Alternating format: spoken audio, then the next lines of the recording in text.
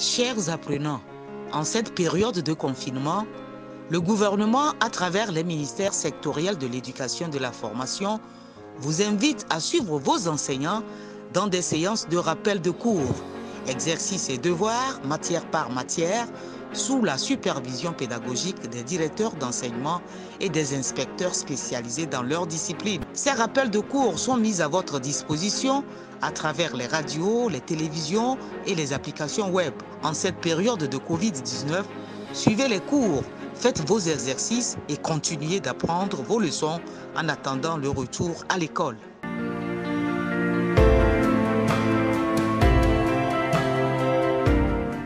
Bonjour chers élèves, vous avez Gilbert Koyo-Koutenoupo, chargé de cours d'histoire, géographie et de CM au lycée de Bekota à Lomé.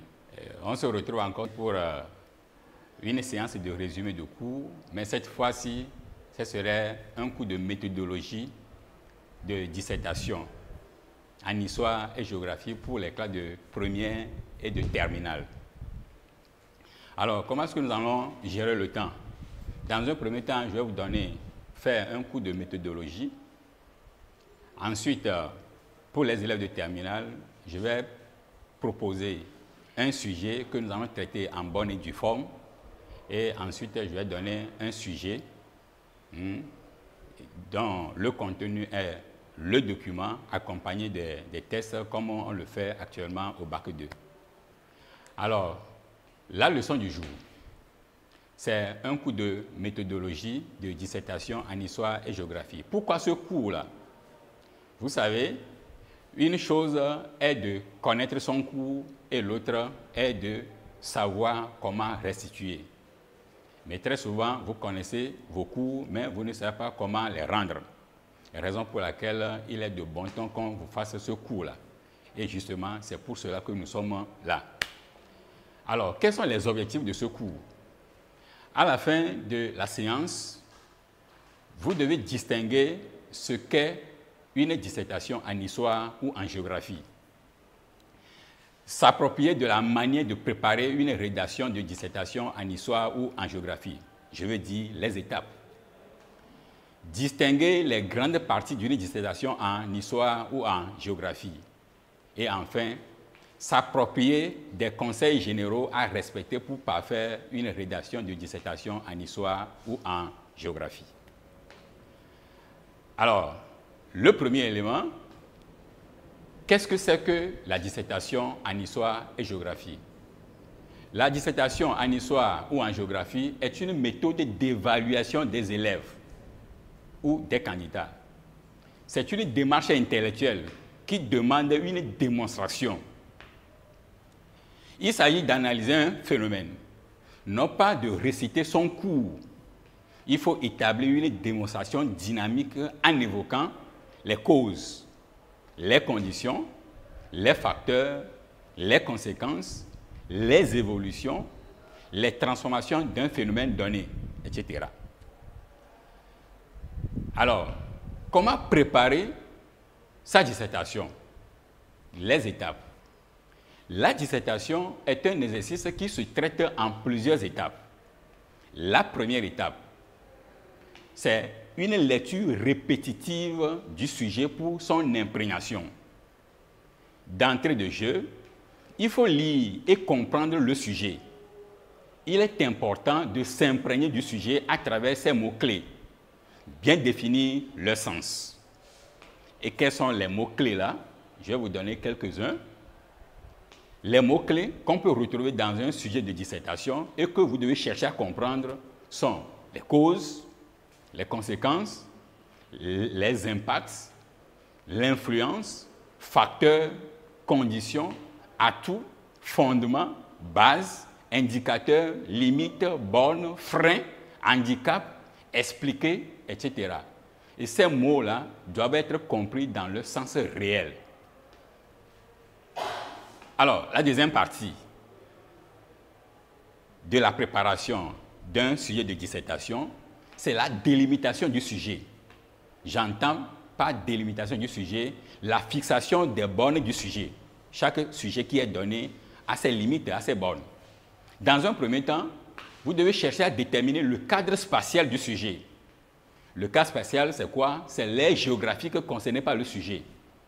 Si je prends par exemple les classes de première, le cadre spatial qui concerne les cours au programme en classe de première, vous avez les pays du tiers-monde.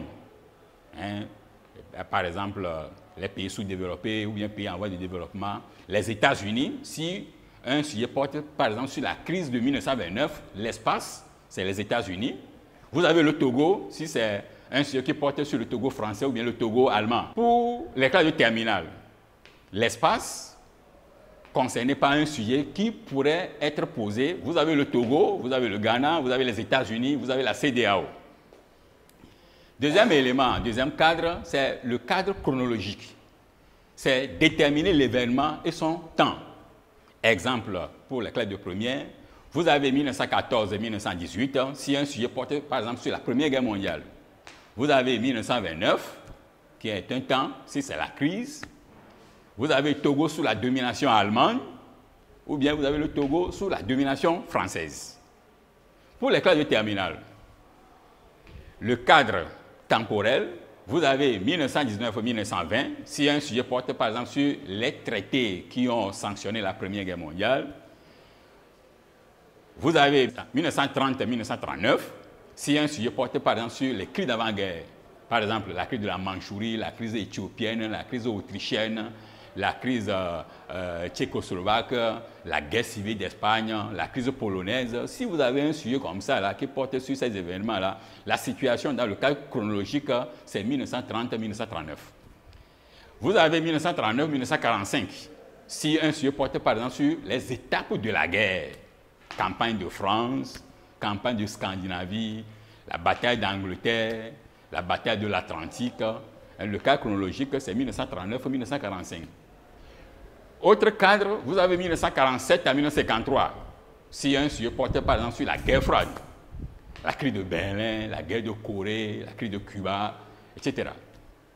Et 53-62, là, c'est la crise de Cuba, ou bien etc., etc. Donc, vous avez le cadre chronologique. Le dernier cadre, c'est le thème. Quelle est la thématique concernée par le sujet qui est proposé? C'est retrouver la partie du cours concernée par le sujet. Si vous prenez les élèves de première, ou bien les classes de première, les thèmes sur lesquels un sujet peut porter, c'est la Première Guerre mondiale, la crise économique de 1929, l'impérialisme, la conférence de Berlin, ou bien les résistances, etc.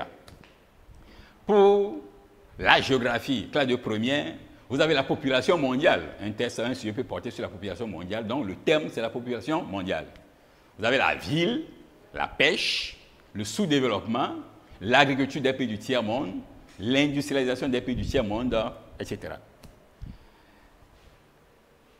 Pour les classes de terminale, en histoire, les thèmes, vous avez les causes de la Deuxième Guerre mondiale, les crises d'avant-guerre, les étapes de la Deuxième Guerre mondiale, les conséquences de la Seconde Guerre mondiale, la guerre froide, les crises de la guerre froide, la décolonisation. Un sujet peut porter sur ces éléments. Donc le terme, c'est les éléments là que vous devez faire ressortir. Pour la géographie, classe de terminale, vous avez les aspects physiques, la population, l'agriculture, l'élevage, la pêche, l'industrie, le commerce, le tourisme de tel ou tel pays étudié au programme. Cette délimitation du sujet dans ces différentes dimensions, je veux dire espace, temps, thème, permet de se situer dans le temps ou dans l'espace sur lequel porte le sujet.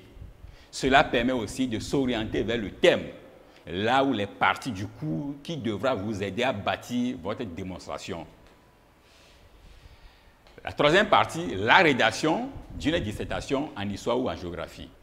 Rédiger une dissertation en histoire ou en géographie revient à commencer par une phase essentielle qu'est l'introduction. Et c'est quoi l'introduction? L'introduction est une partie très essentielle de votre devoir. C'est la première impression qui révèle la manière dont vous avez compris le sujet et la façon dont vous allez le traiter. C'est par elle que le correcteur commence à évaluer la copie. Elle doit par conséquent être claire. Poser une bonne introduction permet de construire un devoir solide. Pour réussir, il faut bien l'organiser. Organiser l'introduction revient à la structurer en 3 parties. Le préambule, la problématique et le plan. Et je vous ai proposé un schéma que vous allez voir. Vous avez l'introduction structurée en 3 parties, 3 P. Le premier P, c'est le préambule, c'est l'accroche. C'est avec quoi vous allez attirer l'attention du correcteur. La problématique, c'est le problème central soulevé par le sujet et le plan. Le premier élément, l'accroche ou le préambule, c'est l'entrée en matière d'un devoir de dissertation. C'est le chapeau de l'introduction. Le préambule consiste à amener le sujet par une phrase générale qui donne le contexte global dans lequel s'inscrit le sujet. Quoi retrouve-t-on dans le préambule? Si, tenez-vous bien, mes chers élèves, les auditeurs et ceux-là qui m'écoutent à la radio, qu'est-ce qu'on retrouve dans le préambule? Si c'est une dissertation en histoire, le préambule doit faire ressortir le cadre temporel, c'est-à-dire le temps concerné par le sujet.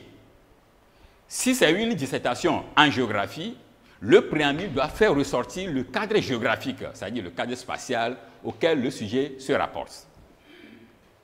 La problématique. C'est quoi la problématique? C'est la question fondamentale que soulève le sujet, le problème que l'on doit résoudre, la partie du cours touchée par le sujet. Dégager ou faire apparaître la problématique d'un sujet, c'est quoi? C'est faire ressortir l'idée centrale. Il s'agit de préciser ce dont il est question dans le sujet. La problématique répond à de quoi est-il s'agit dans le sujet? Qu'est-ce qu'on me demande dans le sujet? C'est ça la problématique. Pour ce faire, il suffit tout simplement de reformuler la question fondamentale du sujet.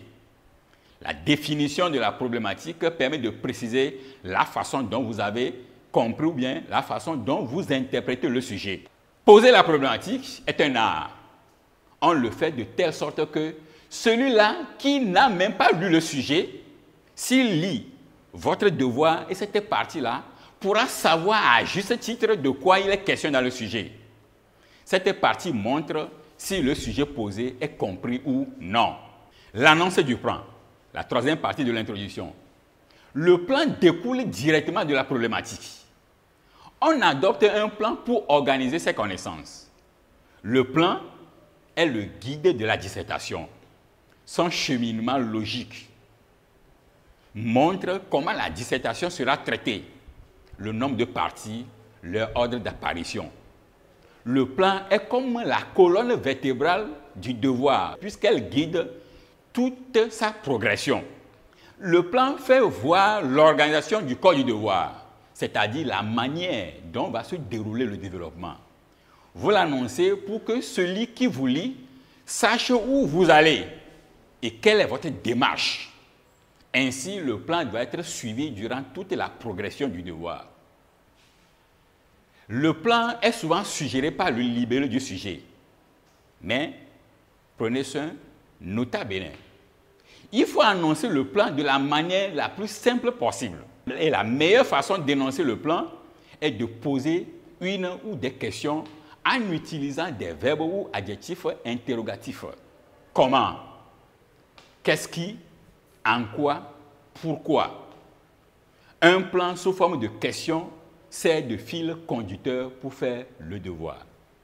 Prenez soin d'éviter une longue introduction qui sera inutile et indisposée le correcteur. Et je vous informe en passant qu'on ne descend pas une Bible pour faire une introduction. Une bonne introduction doit être sobre, concis, précis. Elle ne doit comporter normalement que 3 phrases. Allez droit au but pour montrer que vous avez compris le sujet. Certains élèves disaient que dans les lignes qui vont suivre, je vais essayer de vous démontrer que rendez-vous dans le corps du devoir. Non, un bon plan doit se poser sous forme de questions et vous êtes censé de répondre à ces questions-là dans le code.